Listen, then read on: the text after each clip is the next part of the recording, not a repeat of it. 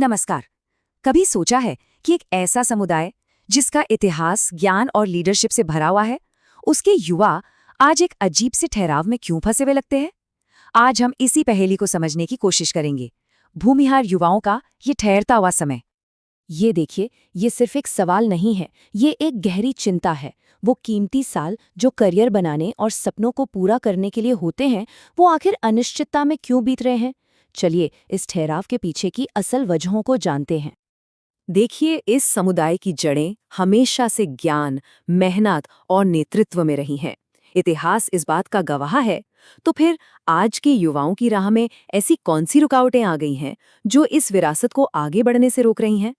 यहीं से हमारी आज की पड़ताल शुरू होती है। आज के दुनिया में बिना किसी लक्ष्य के करियर बनाना जानते हैं कैसा है? ये ठीक वैसा ही है जैसे बिना नक्शे के किसी समंदर में नाव चलाना। मतलब मेहनत तो खूब होगी लेकिन मंजिल का कोई अता पता नहीं होगा। और यही भटकाव आज कई युवाओं की सबसे बड़ी चुनौती बन चुका है। तो आखिर वो कौन सी वजहें हैं जो इन युवाओं को आगे बढ़ने से रोक रही हैं? हमने 5 मुख्य कारणों को पहचाना है जो इस ठहराव के लिए कहीं न कहीं जिम्मेदार हैं।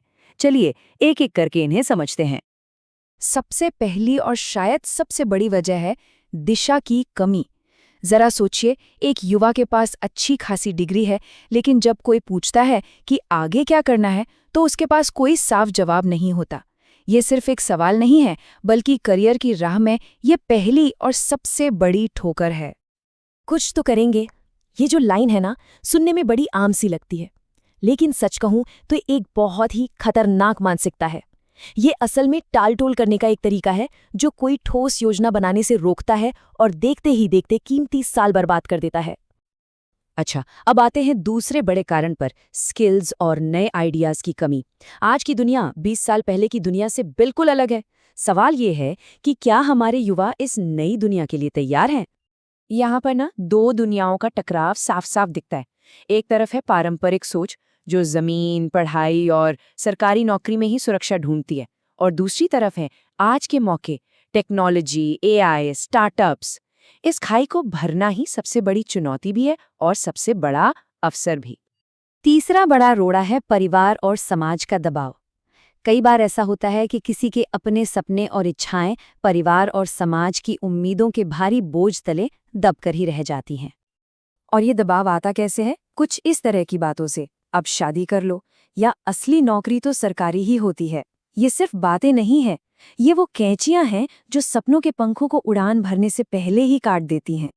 चौथी वजह है समय के मैनेजमेंट को नजरअंदाज करना, जिसे हम आम भाषा में टालमटोल कहते हैं। ये एक ऐसी आदत है जो धीरे धीरे सपनों को और कीमती वक्त को खा जाती है, और इसका एहसास तक नहीं होता। अभी नहीं, कल से करूंगा, ये एक ऐसा वाक्य है जो सपनों का सबसे बड़ा दुश्मन है, क्योंकि वो कल कभी आता ही नहीं है और देखते ही देखते साल गुजर जाते हैं। खुद को बेहतर बनाने का काम हमेशा आज और अभी से ही शुरू होता है। और पांचवा, आखिरी कारण है बदलते समय के साथ कदम से कदम न मिला पाना। दुनिया रॉकेट की रफ्तार से बदल रही है। जो आज जरूरी है वो कल पुराना हो सकता है। इस बदलाव को स्वीकार न कर पाना ही पीछे रह जाने की सबसे बड़ी वजह है।